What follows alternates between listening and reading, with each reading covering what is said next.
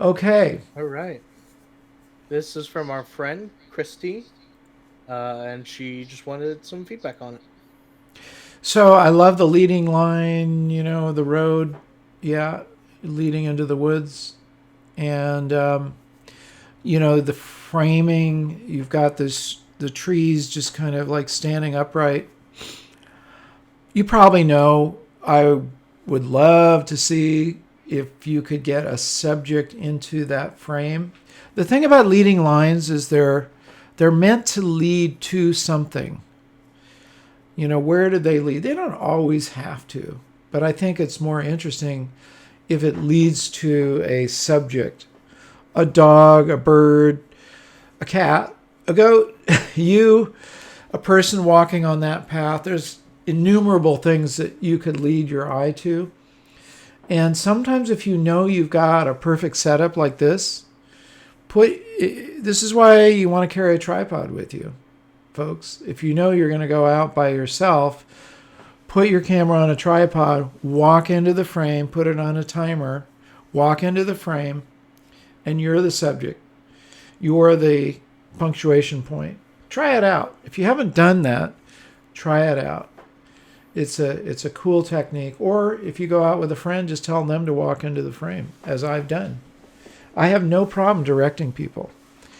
You're the director of your own little movie here, and it's got one frame in the movie, so do a good job with it. But anyway, it's well set up. That's my only point, is just add a life form to it and it'll go to a whole new level. All right, let's dive deep into a genre that we don't get to see as often, but it's Nude always photographs, fun. maybe? Nope, Okay. micro photographer. Wow. That's So crazy. Karan submitted this dragonfly. This was taken with a Canon 7D with a 100 millimeter macro lens. This was at 1/400th of a second, f-stop 4, ISO 800, and this was Wow. taken in Gujarat, I believe that's how you say it, in India. So What I some find real close fascinating, ups. yeah, to me, this moth, I didn't know there were moths that tiny. I, Yeah. s- wow. I mean, if that's the size of it's a dragonfly. I mean, dragonflies are maybe this big, so that moth would be just really tiny. Anyways, it's a beautiful photograph. And everything about it works. I have no critique for you. Just get it out to the world. You've done a great job. Yeah. Yeah, wonderful. It's excellent work. Let me just get the next one here. This next photo is from our friend Amir, who we've had several times. Saw this while walking alongside the Jordan River. Interesting. Yeah. Okay.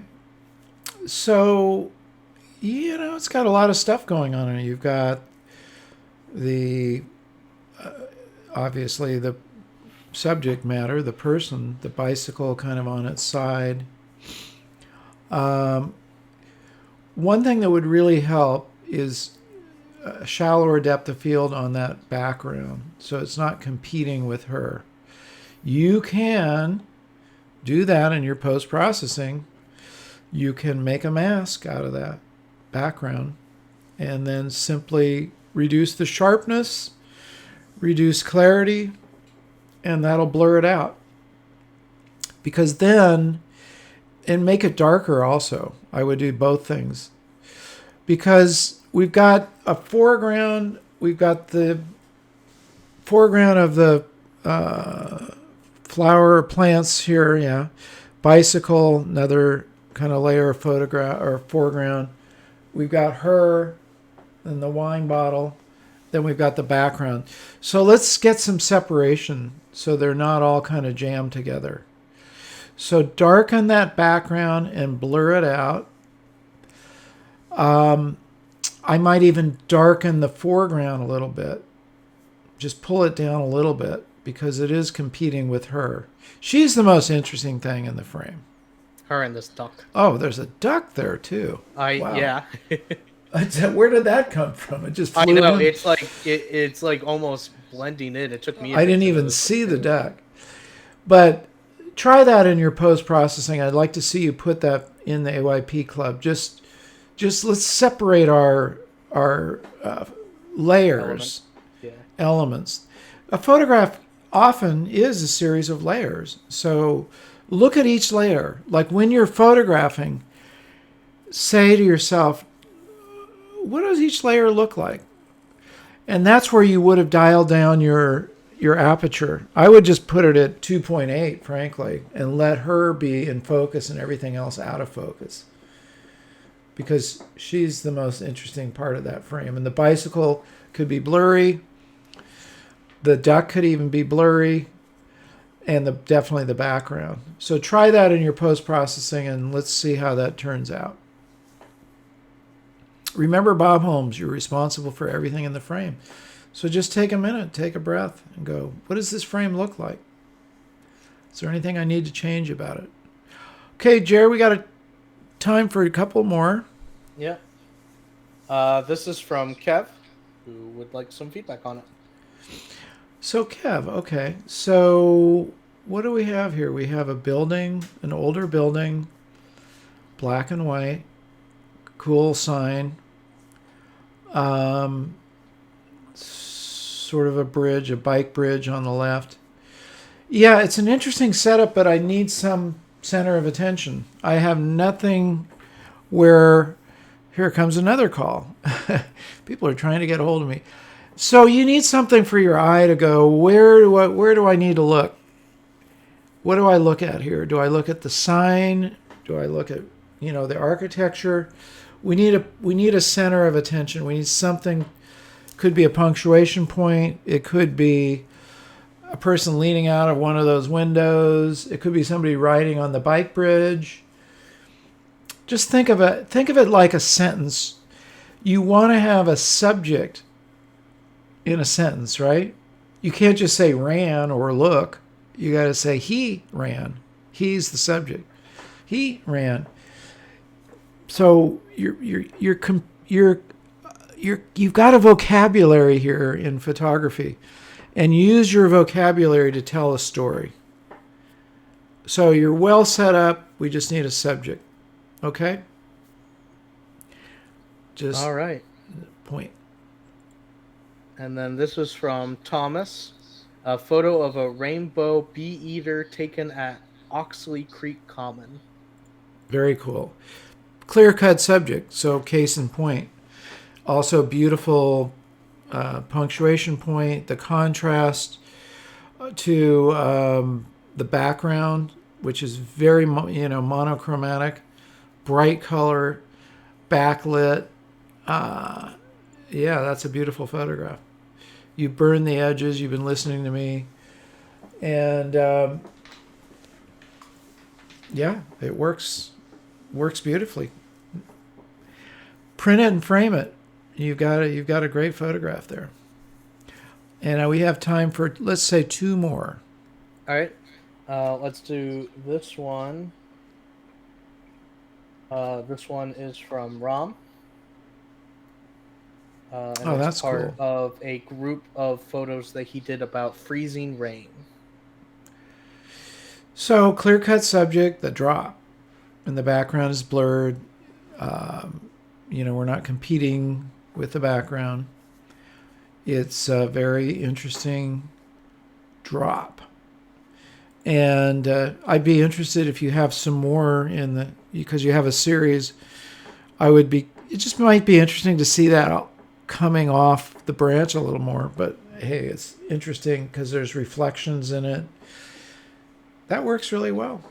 There's one here where it's a couple of the photos put together in a collage.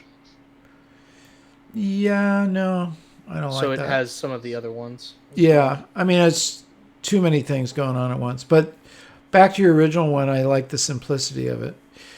Think simple, you guys. I am going to do a class about that. The power of simplicity.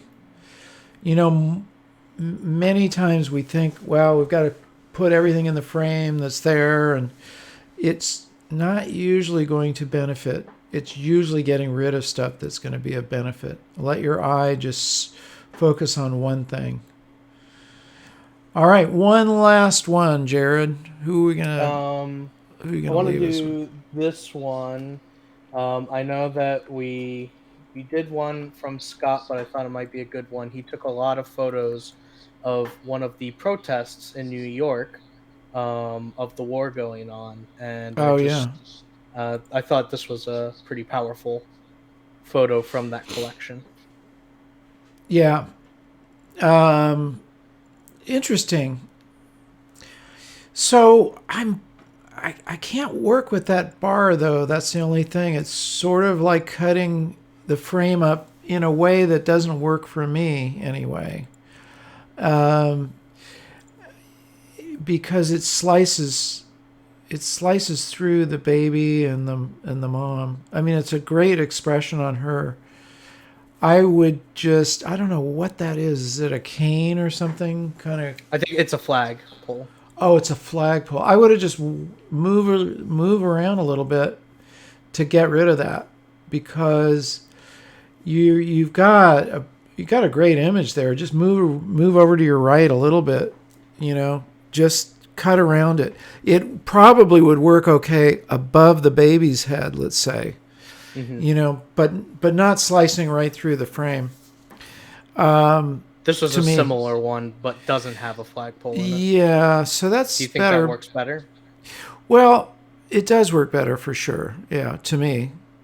And on this one, I would do something different. I would just move up. And sometimes you have to just take your camera.